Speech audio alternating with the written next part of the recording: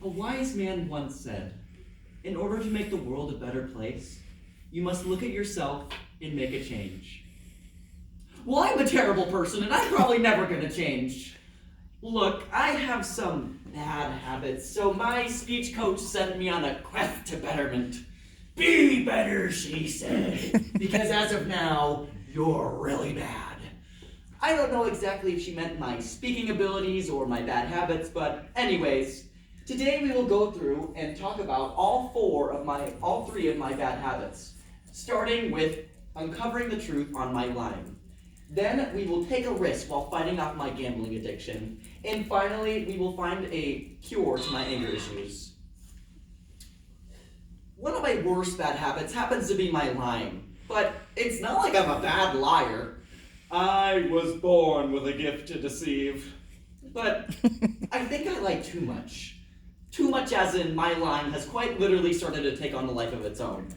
So you know when you lie, and then that lie leads on to another lie. Like when you go to a movie theater and you make a small fib about your age and now you have 3 kids.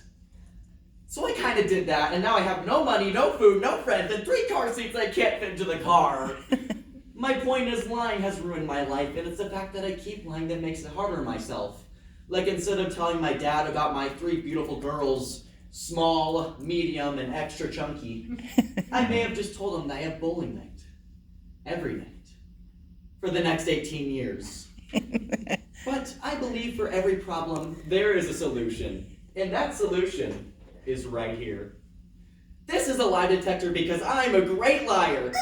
Bad liar. So let me explain myself. This lie detector is to help others around me from being deceived. Let me give you a couple examples. I am 6'5". See? I hate cats. I have lots of friends. Okay, maybe just a few friends. I have 1 friend. Okay, the point is that it works. And I can't lie to anybody with it. And you're probably saying, Rowdy, you can't solve all your problems with a stupid lie detector. And to rebuttal that, I say yes. Yes, I can. The point with lying is it can be very addicting. Kind of like my next point, gambling addiction.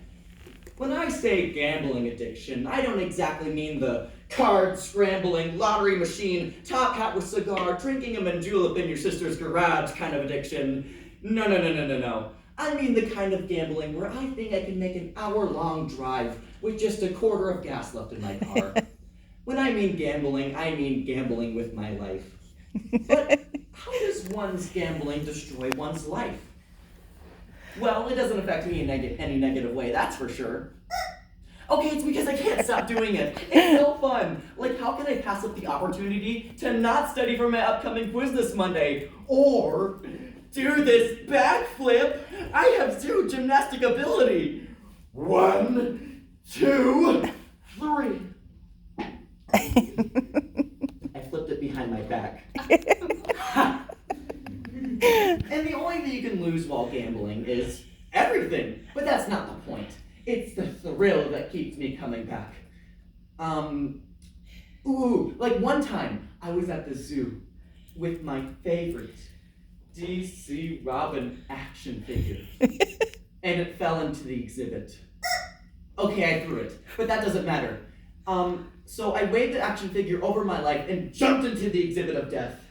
But as I picked it up, I realized something. It was just a pig pen. As I got out of that exhibit, I came to a conclusion. I should do this more often. Go forward 12 years and look at me now. Asking you to prom. Will you go with me, please? I have a limo. I know the cha-cha slide. Okay? And it's at this moment I realize, this is embarrassing. Why do I gamble everything? I should stop taking risks and make it easier on myself. I shouldn't even go outside anymore. I could get a sunburn. Or even worse, a farmer's tan. So what did we learn about my rant about gambling? If you ever feel the need to take a risk in life, don't. Because at any given moment you could die. But sometimes the problem doesn't lie in our environment. Sometimes the problem lies in ourselves. I don't have many anger problems. I might just have a slight anger problem if you make one more noise. Good. As I was saying, that I might have a slight anger problem, but I'm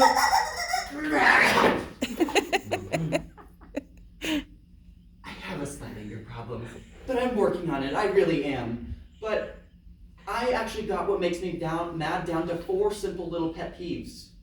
1, I hate being stared at. 2, I hate being laughed at. 3, I despise public speaking. And 4, most of all, I hate being judged. And make sure you don't look at my pet peeves, because I will bite you. I will bite you in the neck. No, I won't. I'm sorry. I'm taking the responsibility of trying to control my anger issues. And by trying to do that, I've watched videos on how to be a monk. They started by clearing their minds, not letting anything in the outside world distract them. Don't you remember what I said about staring at me? Quit it! Look away! Right now! Go! Look out the window! Anyways, then they cleared their minds. And what they did next was a little weird. They took all of their anger and stress and just threw it. Like so. But they did something even stranger. So, like, they took a banana and they just ate it to get rid of all their negative emotions. Oh, that wasn't how to be a monk. It was how to be a monkey. Silly me. I should have realized that before I climbed that tree. But honestly, being a monkey has resolved a lot of my anger issues. I'm not mad anymore while I'm doing this. Bad habits. We all know that I'm not the perfect person, but it's always good to look at myself and say, wow, you're really bad at that.